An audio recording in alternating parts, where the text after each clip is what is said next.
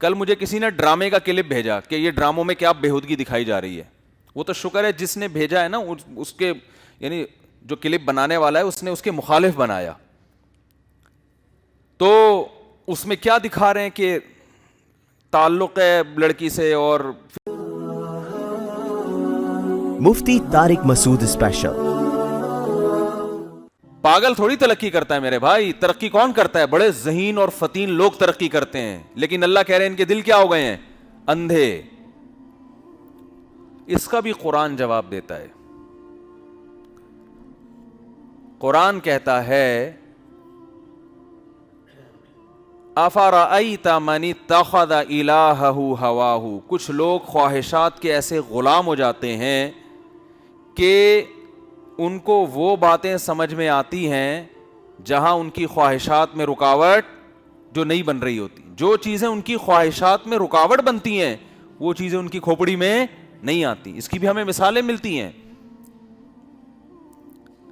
شعیب علیہ السلام نے جب اپنی قوم کو سمجھایا کہ ناپ تول میں کمی مت کرو, ایک دفعہ نہیں, دو دفعہ نہیں, بہت دفعہ سمجھایا, تو قوم پتہ ہے کیا کہتی ہے؟ ما نفقہ کثیرا مما تقول, آپ کی باتیں ہماری کھوپڑی میں نہیں آتی. حالانکہ وہ ایسی بات ہے جو کھوپڑی میں نہ آئے. پتہ نہیں کیا وہ کہتے ہیں, پتہ نہیں کس طرح کی باتیں کر رہے ہیں یار, یہ پتہ نہیں کس طرح کی باتیں کر رہے ہیں. مس گیدرنگ نہ ہو شادی میں, پتہ نہیں کس قسم کی باتیں ہو رہی ہیں. کیا ہو گیا یار؟ کوئی مس گیدرنگ ہوتی, کوئی چھیڑیں گے کیا؟ چھیڑنے کے لیے ہوتی ہیں. لوگ اس طرح کی باتیں کرتے ہیں نا. آج دنیا کا سب سے بڑا مسئلہ بے حیائی بنا ہوا ہے. جو مذہب کے مخالف لوگ ہیں نا, ان کو سب سے تکلیف اس سے ہوتی ہے کہ عورت کو پردے میں چھپایا کیوں جائے. اور یہ مس گیدرنگ اور یہ کیا مولویوں نے بنایا ہوا ہے. کل مجھے کسی نے ڈرامے کا کلپ بھیجا کہ یہ ڈراموں میں کیا بےہودگی دکھائی جا رہی ہے. وہ تو شکر ہے جس نے بھیجا ہے نا, اس کے یعنی جو کلپ بنانے والا ہے اس نے اس کے مخالف بنایا. تو اس میں کیا دکھا رہے ہیں کہ تعلق ہے لڑکی سے اور فری ہو رہے ہیں, کسی نے تنبیہ کی ہے, ٹوکا ہے. تو جو ٹوکنے والا ہے اس کو لڑکا کہہ رہا ہے کہ آپ کی سوچ نیگیٹو ہے. میں اگر اس لڑکی سے ہاتھ ملا رہا ہوں, ہے ہیلو ہا ہا ہو کر رہا ہوں, تو ضروری تو نہیں ہے کہ میری نیت بری ہو. آپ ٹوک رہے ہو تو آپ کی سوچ کیا ہے؟ نیگیٹو ہے. شہوت پرست آدمی کو یہ بات بہت جلدی سمجھ میں آئے گی, یار زبردست بات کی, اپنی سوچ کو پازیٹیو کرنے کی ضرورت ہے. کیا خیال ہے؟ لوگ کہتے ہیں نا, آپ لڑکیوں سے کوئی گلے بھی مل رہا ہے تو ہو سکتا ہے بہن سمجھ کے مل رہا ہو. سوچ کو کیا کرو؟ پازیٹیو. یہ اسلام ہے جو آپ کو کہہ رہا ہے واقعی سوچ کو پازیٹیو کرو. اگر کوئی لڑکی سے ہاتھ ملا رہا ہے تو بدگمان نہ ہو آپ, لیکن اس کو بتاؤ کہ ہم پازیٹیو سوچ رکھنے کے باوجود کہتے ہیں کہ آپ کا یہ عمل کیا ہے, یہ غلط ہے, چاہے کتنا پازیٹیو سوچ ہو آپ کی. پردے کا مطلب یہ تو نہیں ہے کہ سارے معاشرے میں ٹھرکی گھوم رہے ہیں, اور اگر عورت بے پردہ گھومے گی تو سارے زانی بن جائیں گے. اسلام نے دعویٰ ہی نہیں کیا ہے. اسلام کہتا ہے برائی کو روکنے کے لیے اس کو جڑ سے ختم کرنا پڑے گا. جو چیز برائی کا ذریعہ بنتی ہے وہ چیز بھی اسلام میں کیا قرار دیا اس کو؟ برا. اگر یہاں چرس بکنا شروع ہو جائے, چرس بکنا شروع ہو جائے, منع کریں گے نا حکومت کہ بھئی کیا کر رہے ہو؟ ہم کہیں گے ضروری تو نہیں کہ لوگ خریدیں بھی, ہم نے تو رکھی ہے, ہم نے تو, انسان آزاد ہے, جس کا دل چاہے پیے, جس کا دل چاہے نہ پیے. تو ہم کہیں گے اس کی ضرورت کیا ہے بھائی؟ اس بات کا خطرہ موجود ہے کہ لوگ یہ پینا شروع کر دیں. تو جہاں مرد اور عورت کا اختلاط ہوگا, اور یہ اختلاط ضروری بھی نہیں ہے, اس کی ضرورت بھی نہیں ہے معاشرے کو. کیا ٹائم لگتا ہے یار شادی میں ایک تمبو لگا کے لڑکیوں کو ادھر کر دو, آدمیوں کو ادھر کر دو, کتنا ٹائم لگتا ہے اس میں. لیکن خدا کی نافرمانی اور بغاوت پہ ایسے کمر بستہ ہو گئے ہیں. وجہ کیا ہے کہ جرم کی ڈیفینیشن چینج کر لی ہے. قرآن کہہ رہا ہے فرعون اور ان بستیوں کو ہم نے ہلاک کیا کیونکہ انہوں نے خدا کے حکم کی نافرمانی کی ہے.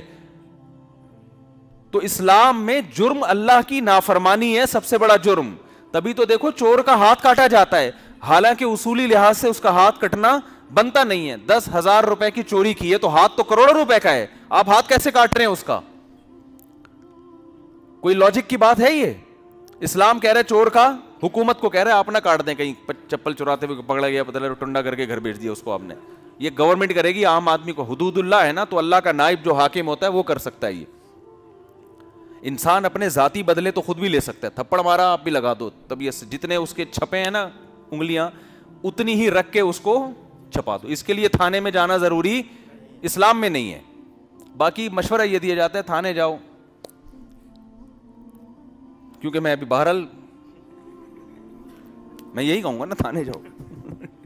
وہ کیا ہوگا آپ کے ساتھ وہ آپ جانیں.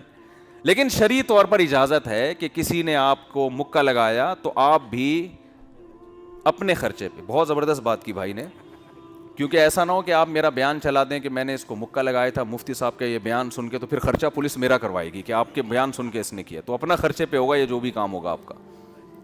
اسلام نے اجازت دی ہے کہ ایک آدمی نے مکہ لگایا, آپ جتنی اسپیڈ سے لگایا بالکل اسی اسپیڈ سے لگاتے ہیں. اس میں کوئی ضروری نہیں ہے کہ کوئی حکومت ہی کرے گی.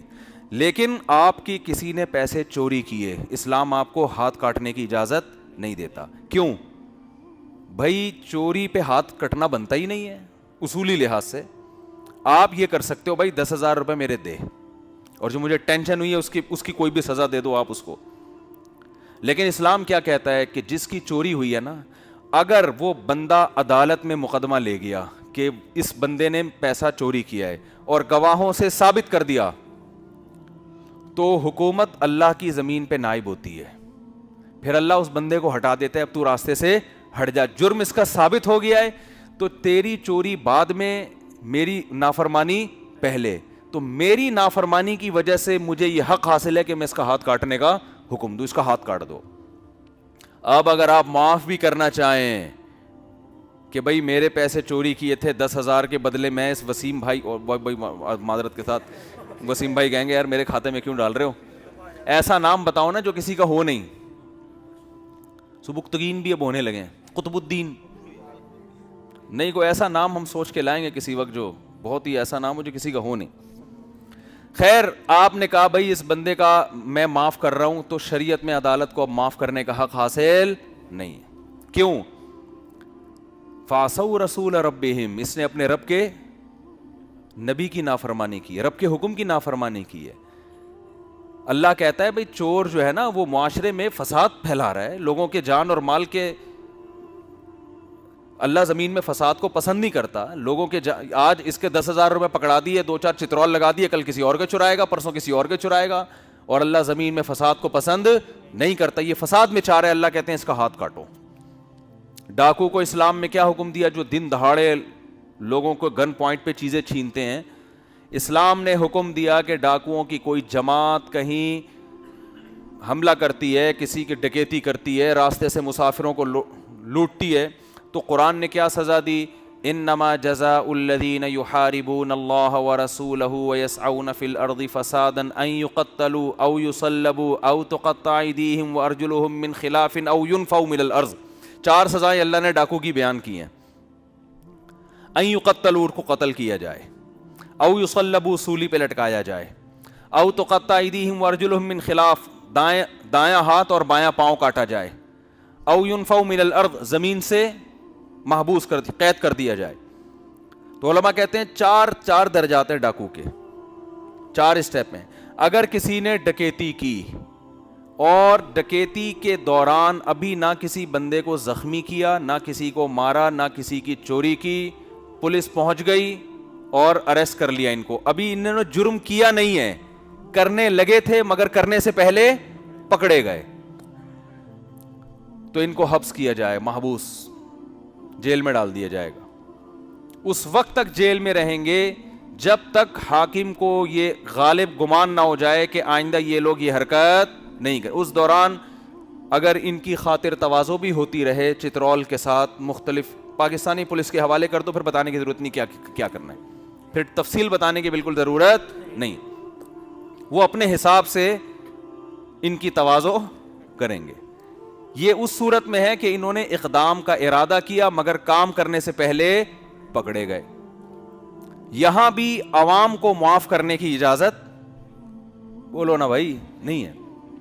یعنی جس گھر میں ڈکیتی ہوئی تھی وہ آئے, انہوں نے کہا ہمیں بہت ترس آ رہا ہے, چھوڑ دو. نہ, حکومت کو اجازت نہیں ہے. کیوں؟ اس جرم کو کس کا جرم سمجھا جا رہا ہے؟ خدا کی نافرمانی. تو خدا آسمان سے حکم نازل کر رہا ہے کہ ان کو یہ سزا ملے گی, آپ کو حق نہیں ہے معاف کرنے کا. دوسرا قرآن نے بیان کیا ان کے دایاں ہاتھ اور بایاں پاؤں کاٹو. یہ اس صورت میں کہ جب انہوں نے مال لیا ہو, کسی کو قتل نہ کیا ہو. ایک بندے نے بھی لے لیا نا, 10 ڈاکو تھے, ایک نے مال لے لیا, 9 تماشا دیکھ رہے تھے, ہاتھ اور پاؤں 10 کے کٹیں گے. بات نہیں آ رہی سمجھ میں؟ یہاں بھی اشکال ہوتا ہے, بھائی انہوں نے تو صرف ابھی ایک موبائل ہی لے کے نکلے ہیں بھائی, موبائل کی قیمت کتنی ہوگی؟ لاکھ روپے ہوگی, 1.5 لاکھ روپے ہوگی, یا کسی خاتون کے بندے چھین کے بھاگ گئے, پولیس آئی اور بھاگ گئے, یا ویسے ہی ان کا ارادہ ہی اتنی ڈکیتی کا تھا, لاکٹ لے کے نکل گئے, وہ اس کی قیمت لاکھ ہوگی, 1.5 لاکھ ہوگی, اور ایک آدمی نے کیا ہے اور 10 کے 10 کا دایاں ہاتھ اور بایاں پاؤں کاٹا جا رہا ہے. ظاہر یہ بات عجیب سی لگتی ہے بھائی, کیوں بھائی؟ دنیا کا لا تو یہی کہتا ہے نا بھائی. وہ کہیں گے یار 1 لاکھ کا موبائل لیا اور دایاں ہاتھ اور بایاں پاؤں آپ کاٹ رہے ہو ان کا, یہ کون سی عقل میں آنے والی بات ہے؟ لیکن قرآن کیا کہہ رہے ہیں؟ یہ لوگ زمین میں فساد مچا رہے ہیں. تو یہ اللہ اس کے رسول کے مجرم ہیں, یہ عوام کے مجرم نہیں ہیں.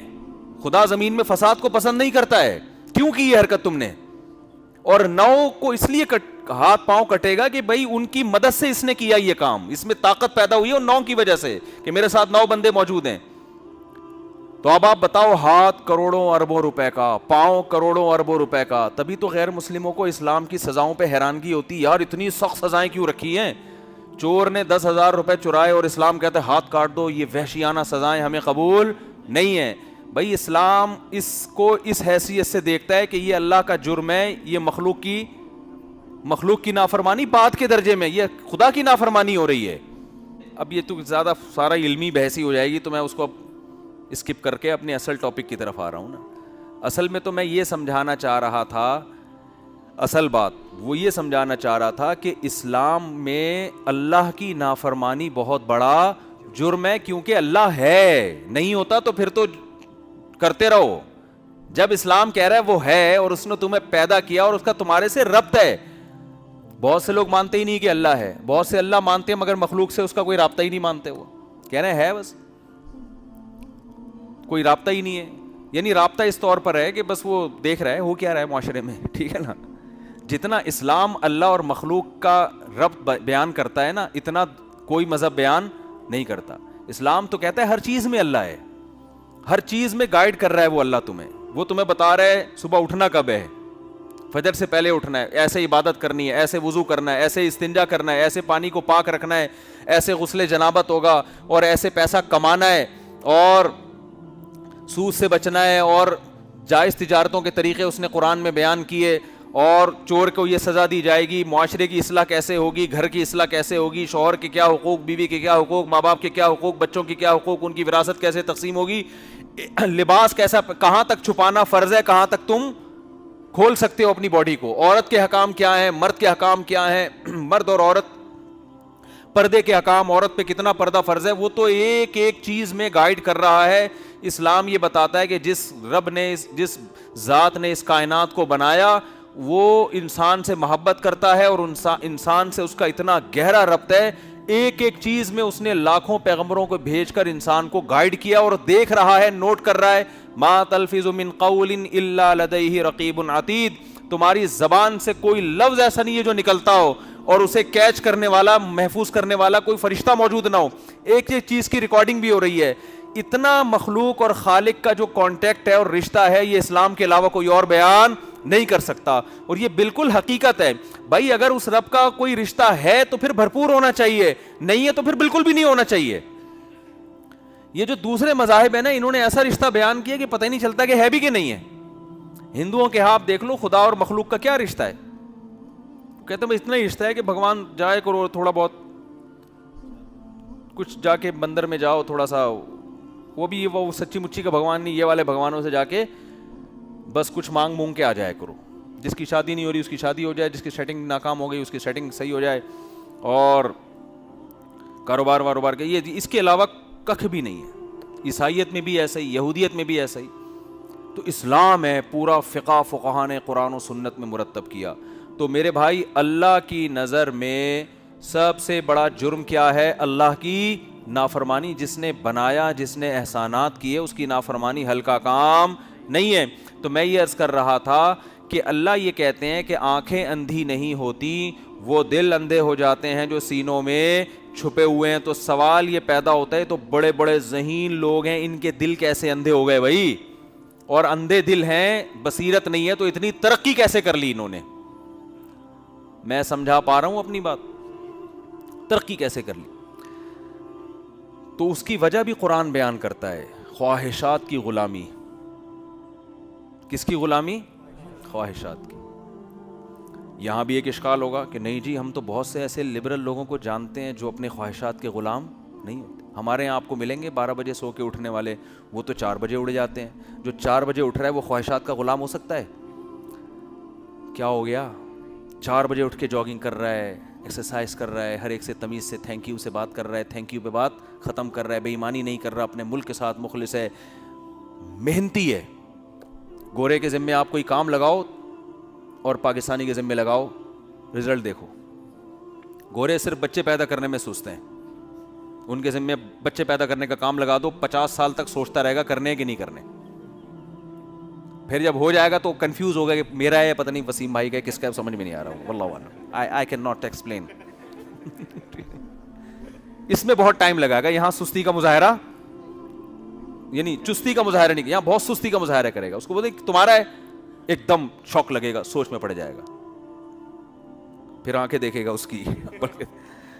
شاید میں زیادہ کہہ گیا ہوں, لیکن بہرحال یہاں وہ اسپیڈ اس کی بہت سلو ہے, بہت سلو اسپیڈ ہے اس کی. باقی ہر کام میں وہ اسپیڈ اس کی بہت زیادہ. چلنے میں دیکھ لو نا آپ, یہاں دیکھو, میں تو باہر بھی ملک میں گیا ہوں, گورے چلتے جو اسپیڈ سے واکنگ کر رہے ہوتے ہیں. جو وہ جب صبح واکنگ کرتے ہیں, اپنے پارک کو بھی ہم دیکھتے ہیں, یہاں بھی ہم نے پارک لوگوں کے دیکھے ہیں. یہاں واکنگ کر رہا ہے یا ٹاکنگ پہ زیادہ زور ہے؟ ابے تو بعد میں بیٹھ کے بات کر لینا, ابھی تو واکنگ کرنے کے لیے آیا ہے. ایسے لہراتے ہوئے جا رہے ہوتے ہیں جیسے کوئی ایڈورٹائزمنٹ کے لیے نا, چپلوں کا اشتہار آ رہا ہے یا کوئی پتہ نہیں کس کا ایڈورٹائز کر رہے ہیں. وہ نہیں جا رہے ہیں, بونینزا کا پہلے اشتہار آیا کرتا تھا ہمارے زمانے میں, ہم جب چھوٹے بچے تھے تو ٹی وی میں بونینزا کا نا لہراتا ہوا جاتا تھا, پھر اس کی کرتا دکھاتے تھے, کیا خوبصورت بل پڑ رہے ہیں اس میں. اس طرح کے واکنگ ہو رہی ہے ہماری صحت بنانے کے لیے. تو جو ڈاکٹر کے مشورے پہ چل رہے ہیں نا, ان سے بھی چلا نہیں جا رہا. ہر کام میں کیا ہے؟ سست. انگریز کی اسپیڈ ہر کام میں کیا ہے؟ تیز ہے, سوائے یہ والے کام کے. تو ہمارے اس میں الحمدللہ اب سلو ہو گئی ہے کافی, لیکن ان کی نسبت بہرحال اسپیڈ پھر بھی تیز ہے. میں وہ آسٹریلیا گیا نا, بار بار یہ واقعہ بیان کرتا ہوں آسٹریلیا والوں کو تاکہ غیرت آئے. بیان تو آسٹریلیا میں بھی سنا جاتا ہے نا. آسٹریلیا میں گیا تو وہاں مجھے پتا چلا کہ یہاں کی گورنمنٹ نے ایک لا تھا کہ جتنے بچے پیدا ہوں گے اس کا الگ سے الاؤنس ملتا ہے اور ٹھیک ٹھاک ہوتا ہے. تو بہت سے پاکستانیوں نے سارے کام چھوڑ کر یہی کام کہ کچھ کرنے کی ضرورت, بچے پیدا ہو رہے ہیں پیسے لو, بچے پیدا ہو رہے ہیں پیسے لو. گورنمنٹ نے وہ سسٹم ہی ختم کر دیا. تو میرا وہاں بیان تھا, میں نے کہا دیکھو گورنمنٹ نے اگرچہ پالیسی ختم کر دی ہے لیکن آپ کی اسپیڈ میں کوئی فرق نہیں آنا چاہیے. یہ بہت بڑا ملک ہے, اتنا بڑا کنٹری ہے, 3 انڈیا سما جائیں اس کے اندر, اور آبادی کچھ بھی نہیں ہے. یعنی ایک شہر سے دوسرے شہر جانے میں 4-4 5-5 گھنٹے کی فلائٹس ہیں. آپ یہاں سے اسلام آباد بھی جاتے ہو تو 1.5 گھنٹے میں پہنچ جاتے ہو, جو بالکل کراچی پاکستان کا دوسرا کونا ہے. لیکن آسٹریلیا کے اندر ایک شہر سے دوسرے شہر جا رہے ہو 5 گھنٹے لگ رہے ہیں. اتنا بڑا, اتنی اسپیس ہے, بندے مارکیٹ میں ہے ہی نہیں. تو میں نے کہا بھائی اسپیڈ میں ذرا بھی کمی نہیں آنی چاہیے, کیونکہ آپ کی اسپیڈ بڑھے گی. یہاں وسائل بہت ہیں, اتنے وسائل ہیں کہ اسپیس بہت زیادہ ہے. اتنی اسپیس ہے, آپ لوگ اتنے بڑے بڑے جنگل ہیں وہاں پہ, اسپیس بھی بہت ہے اور وسائل بھی, زمین بھری ہوئی ہے سونے سے. تو اتنے وسائل ہیں ان کے پاس. تو میں نے کہا یہاں تو اتنی اسپیڈ ہو کہ دنیا کا اصول ہے کہ جس قوم کا گروتھ ریشو زیادہ ہوگا بالآخر غالب آئے گی. تو آپ کی اتنی اسپیڈ ہو جائے گی تو پتہ نہیں, اب غیرت آ نہیں رہی ان لوگوں کو سن کے. خیر, تو میں یہ عرض کر رہا تھا کہ کوئی یہ کہہ سکتا ہے کہ آپ یہ کیسے کہہ سکتے ہیں کہ یہ دنیا پرست لوگ یہ خواہشات کے غلام ہوتے ہیں. میں کہہ رہا ہوں قرآن کہہ رہا ہے نا کہ بھائی ان کو خدا سمجھ میں کیوں نہیں آ رہا, کیوں نہیں آ رہی, ان کے دل کیا ہو چکے ہیں, اندھے. اور اندھے کیوں ہیں؟ خواہشات کے غلام. بات سمجھ میں آ رہی ہے یہاں تک؟ خواہشات کے غلام. تو ہر چیز پر اعتراض ہو رہے ہیں نا. پہلا اعتراض دل کیسے اندھا ہو گیا بھائی, یہ تو بڑے ذہین لوگ ہیں. ذہین آدمی کا دل اندھا تھوڑی ہوتا ہے. ذہین ہونے کی سب سے بڑی علامت ان کی ترقی. تو اس کا جواب میں نے دیا کہ بھائی ان چیزوں میں تو ذہانت ہے جن سے ان کے مفاد وابستہ ہیں. جن چیزوں سے مفاد وابستہ نہیں ہے وہاں دل بصیرت سے کام نہیں لیتا, وہاں دل اندھے ہیں. خواہشات کی غلامی ہے وہاں پہ. سوال پیدا ہوتا ہے خواہشات کے غلام لوگ تو سست ہوا کرتے ہیں, چستی ان میں نہیں ہوتی. ہمارے ہاں دیکھ لو 12 بجے تک سو کے اٹھ رہے ہیں. کوئی کام کسی کے ذمے لگا دو آدمی عذاب میں آ جاتا ہے. ٹھیکیدار کو بول دو کسی کو بددعا دینی ہو اس کو یہ بددعا دو, اللہ کرے تیرے گھر میں مزدور آئیں. حقیقت بتا رہا ہوں. اس وقت اس کی سمجھ میں نہیں آئے گا, یہ اس وقت نہیں آئے گا سمجھ. پھر جب مزدور گھسیں گے نا تو گھسانا تو آپ کے اختیار میں تھا, نکالنا آپ کے اختیار میں. آپ امریکہ نے جیسے طالبان اور امریکہ کے مذاکرات ہوئے ہیں نا, ایسے آپ کو مزدوروں سے قطر مذاکرات کرنے پڑیں گے. یار کوئی لو دو کی پالیسی, نکلو یہاں سے. اتنا لمبا کام کھینچا جائے گا, اتنا لمبا کام. آج ایک شیٹرنگ کا ایک پھٹا آیا ہے ابھی. ہاں دوسرا وہ انڈا موڑ پہ ٹریفک جام تھا وہیں رہ گیا, وہیں سے واپس چلا گیا. کل اتوار ہے, پیر کو آئے گا. پیر کو اتفاق سے اس مزدور کے ماموں کا انتقال ہو گیا. یہ ہوتا ہے. اور پھر اس دوران اسے کوئی اور اچھا ٹھیکہ مل گیا. اب وہ آپ کو منع نہیں کرے گا. ٹھیکیدار کو اچھا ٹھیکہ مل گیا, ادھر بھی الو بنا کے رکھے گا آپ کو, وہاں بھی کھانچا شروع کر دے گا. گئے کام سے. آپ کسی دوسرے کو دے بھی نہیں سکتے کیونکہ کچھ پیسے وہ پھٹے کے ایڈوانس لے چکا تھا آپ سے. یہی چلتا رہے گا. پھر جمعہ آ گیا تو پھر فلانا آ گیا, پھر ڈمکانا آ گیا. پھر وہ آپ کی بچوں کے دور میں جا کے جب آپ نے اپنی جوانی میں اپنے لیے گھر بنانا تھا, وہ 50-50 والا یاد آتا ہے کہ لاہور سے گاڑی چلی ٹرین, 50-50 میں دکھایا تھا پرانے زمانے میں. ٹرین پہلے تو ٹرینیں بہت لیٹ ہوتی تھی نا. ٹرین چلی ہے, چھوٹے بچے لاہور میں اسکول کی چھٹیاں منانے کراچی آ رہے ہیں. کہاں آ رہے ہیں؟ کراچی. 2 مہینے کی 3 مہینے کی چھٹیاں ہوتی ہیں نا پنجاب میں. تو بتایا کہ جب ٹرین کراچی پہنچی ہے تو بچے بڑے ہو چکے تھے اس حقیقت ہے.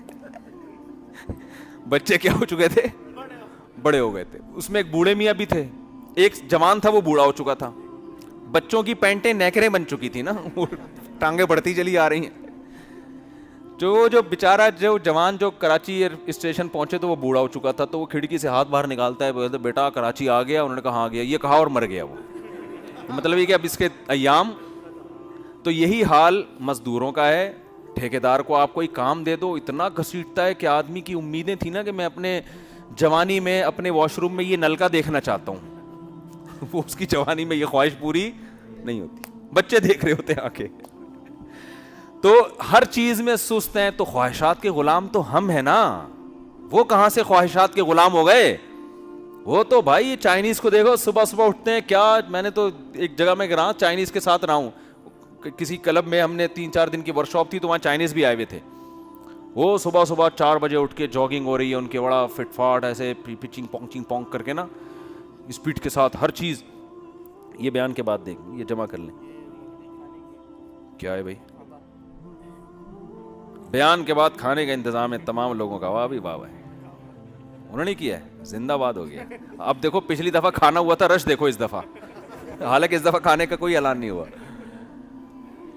تو کیا کہہ رہا تھا میں؟ تو سست کہاں سے ہو گئے؟ سست قوم چاند پہ پہنچتی ہے؟ نہیں آ رہی بات. سست قوم چاند پہ نہیں پہنچتی. تو خوب اچھی طرح سمجھ لو, بعض دفعہ انسان خواہشات کی غلامی میں بھی چست ہوتا ہے. سمجھتے ہو؟ یہ چھوٹی موٹی خواہشات نہیں ہے, ان کی ایک بہت بڑی خواہش ہے. اسلام اس بہت بڑی خواہش میں سب سے بڑی رکاوٹ ہے. کیونکہ اگر یہ لوگ ان دلائل کو دیکھ کر, اللہ کی نشانیوں کو دیکھ کر خدا پر ایمان لے آئیں تو یہ ہماری طرح بے وقوف نہیں ہے. ان کو پتا ہے اگر ہم یہ مان لیں کہ خدا ہے تو اگلا سوال کھڑا ہوگا کہ اس نے ہمیں کیوں پیدا کیا, وہ کیوں ہے, اس کا ہمارے سے لنک کیا ہے, رابطہ کیا ہے. کیونکہ آپ پھر اس کو اپنے معاشرے سے نکال نہیں سکتے, بالکل الگ تھلگ نہیں کر سکتے کہ گاڈ ہے کیا کرے بھائی, گاڈ ہے تو پھر مذہب درمیان میں گائیڈ کرتا ہے, پھر خدا اپنے رسولوں کے ذریعے پیغام دیتا ہے, میں ہوں, میں نے تمہیں کیوں بنایا, اپنی عبادت کے لیے, اپنی اطاعت کے لیے, آزمائش کے لیے, امتحان کے لیے. یہ میری کتابیں ہیں, اس میں یہ لکھا ہے کہ یہ حلال ہے, یہ لکھا ہے کہ یہ حرام ہے. پورا حلال و حرام کا ایک دروازہ کھل جائے گا, زنا اللیگل ہو جائے گا, ہومو سیکس اللیگل ہو جائے گا, وراثت کے حکام امریکہ کے, برطانیہ کے, جرمنی کے 2 منٹ میں قلعدم ہو جائیں گے, خدا کے حکام آ جائیں گے. یوصیکم اللہ فی اولادکم, جب کوئی شخص مر جاتا ہے تو امریکہ نہیں بتائے گا کہ اس کی وراثت کیسے تقسیم ہوگی, خدا کہہ رہا ہے کہ بیٹے کو دگنا ملے گا, بیٹی کو آدھا ملے گا. پھر تمہیں امریکہ اور یونائٹڈ نیشن نہیں بتائے گی کہ مرد اور عورت باہم ریلیشن قائم کر سکتے ہیں یا نہیں, پھر اللہ بتائے گا کہ ان کا باہمی ریلیشن نکاح کے علاوہ کسی اور ذریعے سے نہیں ہو سکتا, اگر کسی اور طرح سے کیا چوک پہ کھڑا کر کے 100 کوڑے مارو ان کو. پھر اللہ یہ نہیں, پھر تمہیں قانون سازی کا یہ حق نہیں ہوگا کہ چور جو ہے اس کو کیا سزا دی جائے, وہ سزا خدا بیان کر چکا ہے, اس کا ہاتھ کاٹ کے اس کے ہاتھ کو اس کی باڈی سے الگ کر دیا جائے. پھر ڈاکو کی سزا تمہیں لا کی اجازت نہیں ہوگی بنانے کی, پھر خدا یہ کہے گا کہ جو شخص ڈکیتی کرتا ہے اس کے ہاتھ اور پاؤں کاٹ کے چوک پہ لٹکا دو اس کو. پھر تم اپنی بزنس میں, تجارت میں آزاد نہیں ہو, پھر تمہیں بزنس کرنے سے پہلے پوچھنا پڑے گا کہ قرآن نے اس بزنس کی اجازت دی ہے یا نہیں دی. تم کسی کو قرضہ دے کر اس پہ پروفٹ نہیں لے سکتے. بینکنگ کا سارا نظام تیل ہو جائے گا, کروڑوں روپے جو لوگ, آپ کو پتا ہے دنیا میں 10-15 لوگ ہیں جو پوری دنیا کی دولت سمٹ کے ان کے ہاتھوں میں جا رہی ہے, یہ سارا سودی نظام کی وجہ سے ہے. ان 10 کروڑ پتی لوگوں کی دولت 2 منٹ میں کیا ہو جائے گی, تیل ہو جائے گی, سارا سسٹم تبدیل ہو جائے گا. تو یہ چھوٹی موٹی خواہشات کو خاطر میں نہیں لاتے, یہ بڑی بڑی جو خواہشات ہیں نا, انسان جو ہوس کا پجاری بن چکا ہے, ان خواہشات پہ مذہب کی تلوار کی سب سے بڑی زد پڑتی ہے. خدا کو ماننے سے یہ تمام چیزیں ان کو ماننی پڑیں گی, کیونکہ اسلام کے علاوہ نہ کوئی خدا کا انٹروڈکشن پیش کرتا ہے, نہ کوئی خدا کے قوانین بتاتا ہے. یعنی آپ صاف لفظوں میں یوں کہیں کہ اگر سائنسدان سارے کے سارے اور یہ لبرل لوگ خدا کو مان لیں تو خدا کو ماننے کے بعد مولوی کو مانے بغیر ان کے پاس کوئی چارہ ہے نہیں. نہیں آ رہی میرا خیال ہے بات سمجھ میں, آپ کی نہیں آ رہی لیکن ان لوگوں کی آ رہی ہوگی سمجھ میں جن کو میں خطاب کر رہا ہوں, ان کے اچھے بھی سمجھ رہے ہوں گے میں کیا کہہ رہا ہوں.